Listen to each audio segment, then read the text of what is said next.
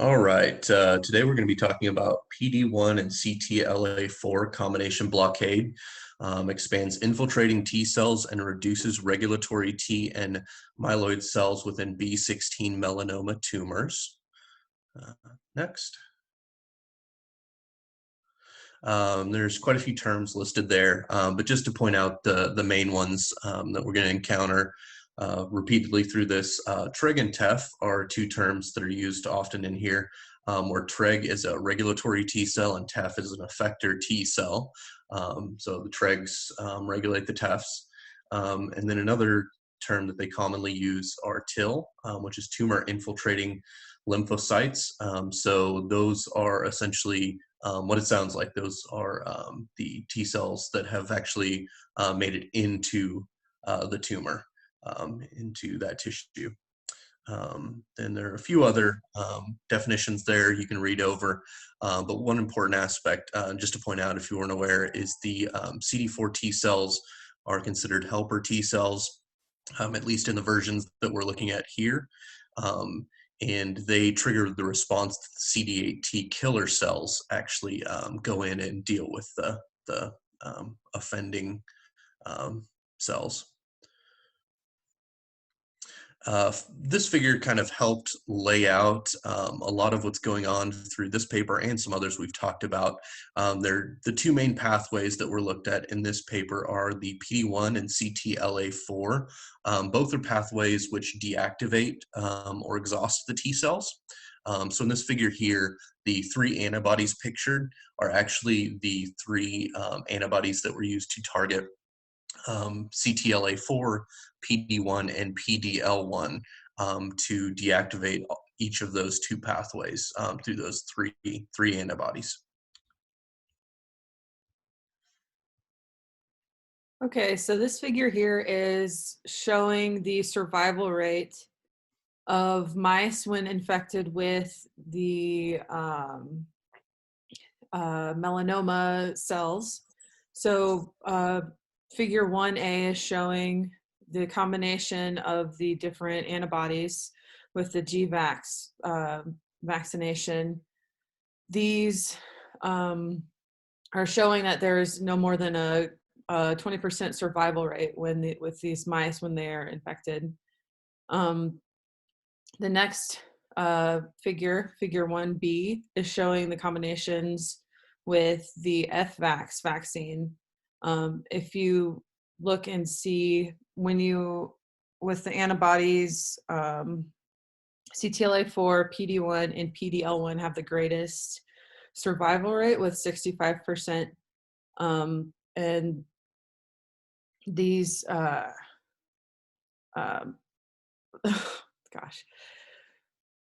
Hold on, guys, sorry. I'm getting nervous. Okay, so the rejection rate of melanomas is 50% when CTLA-4 and PD-1 are combined with the FX vaccine. And then the addition of the PDL-1 antibody is showing the highest rate of survival after 90 days, with about 65%. Okay. Alrighty, in this figure here, there's essentially two things that are being looked at.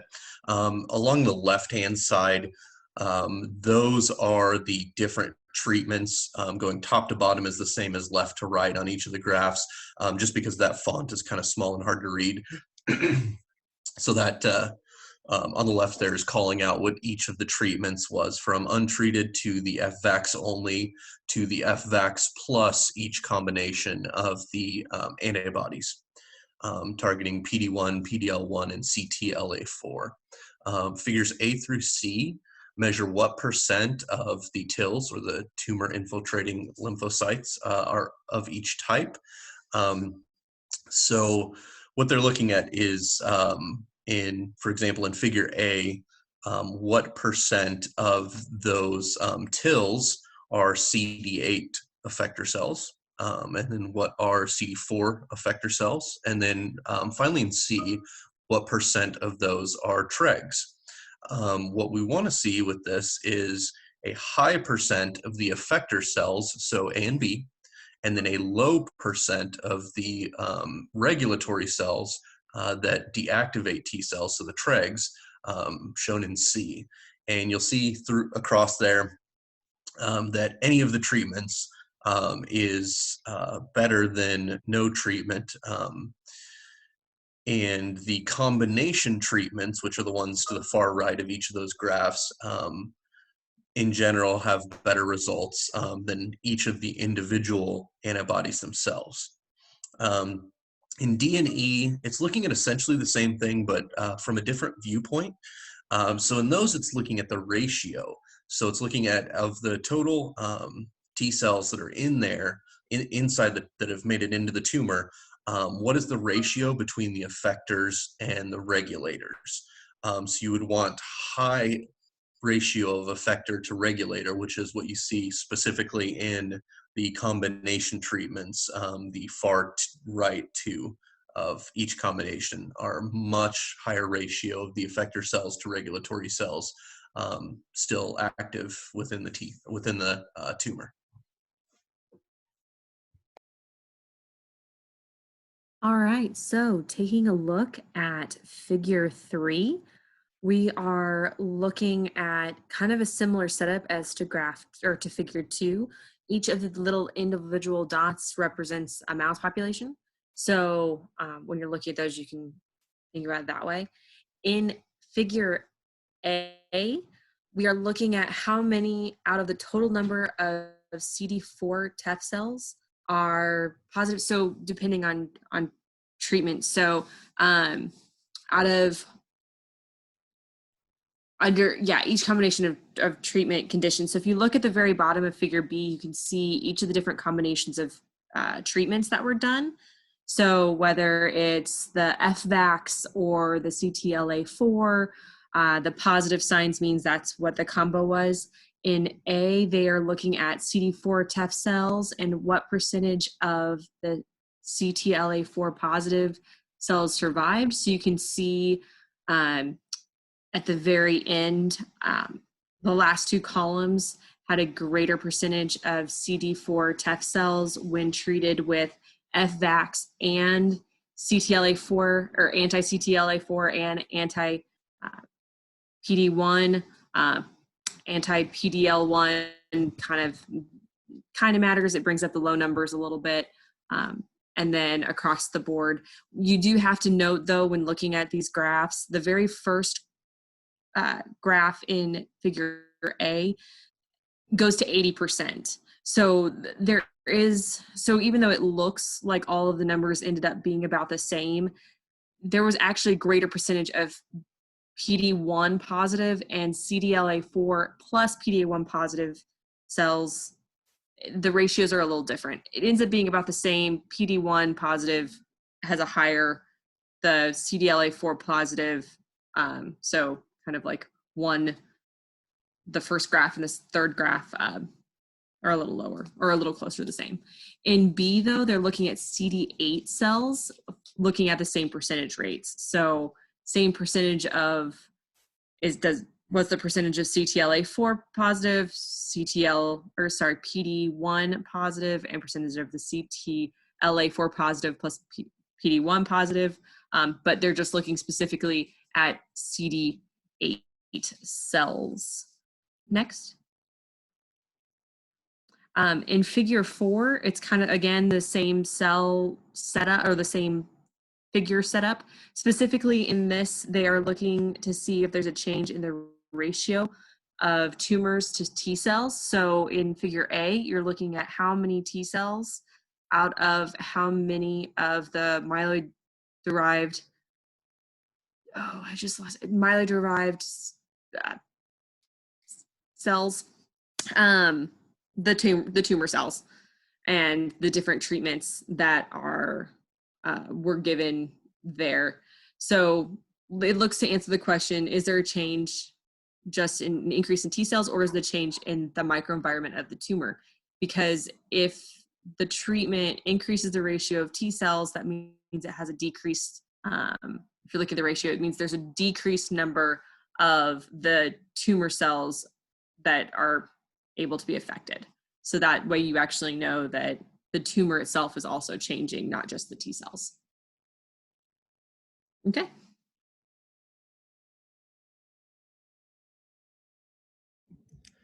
Okay, on figure 5, they're looking at cytokines and how these treatments affect cytokine levels. And so figure A, they looked at both the vaccine draining lymph nodes and the tumor draining lymph nodes. And they looked at levels of IFN gamma and TNF alpha. And their generalized functions are listed there on the left. IFN gamma, basically, it shows the proliferation or stimulation of immune cells, particularly killer T cells. And TNF alpha shows that there's being a signal transmitted to kill the cancer cells. And in figure A, you can see with the combination treatment of CTLA-4 and PD-1, there's a dramatic increase in cytokine production for both the IFN gamma and TNF alpha. And further adding, it should be noted that further adding the PD-L1 antibody does not particularly have an effect on the levels of proliferation of the cytokines as it did in some of the previous graphs. In figure B, they're looking at the IL-10 and IL-4, so the interleukin genes. And these also are upregulators of B and T cells, and they show a significant increase in proliferation, again, with the combination blockades. But once again, the addition of the PD-L1 antibody didn't have a dramatic effect, except for in the bottom left right-hand corner there.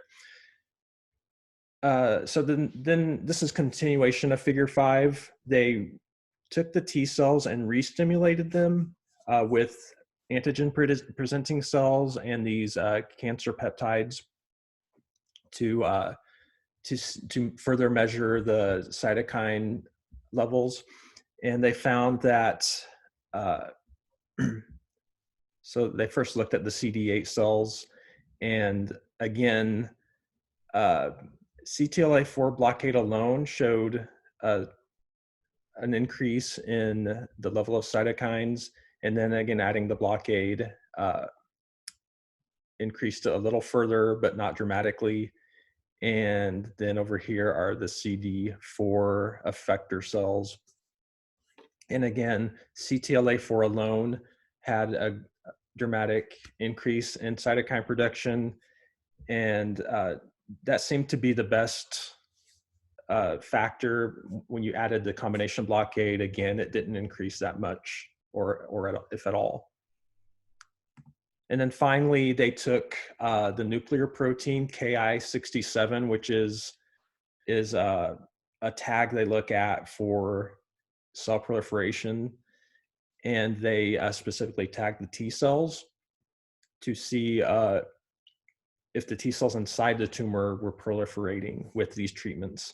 And again, the CTLA-4 blockade was the strongest factor in driving T cell proliferation, and adding the PD-1 blockade to that really didn't have much of an effect on the CD4 T cells or the CD8 cells. Also, this is not in a graphical representation in the paper, but they did mention it, that the regulatory T cells were also highest with the CTLA-4 only blockade.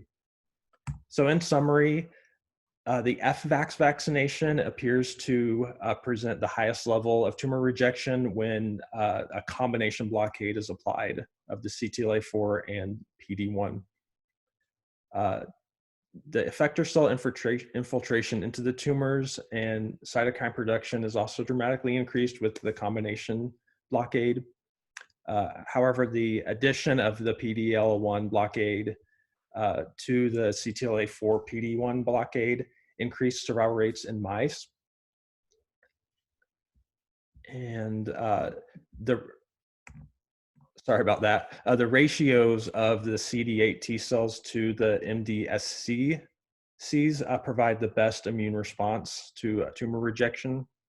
And again, the MDSCs they kind of defend the tumor cell. They downregulate T cells. So we want more of the CD8 T cells than of the MDSCs. And then blocking a single inhibitory receptor actually increases the other downregulators. So you have to block multiple receptor pathways in order to get effective T cell proliferation and inflammatory responses.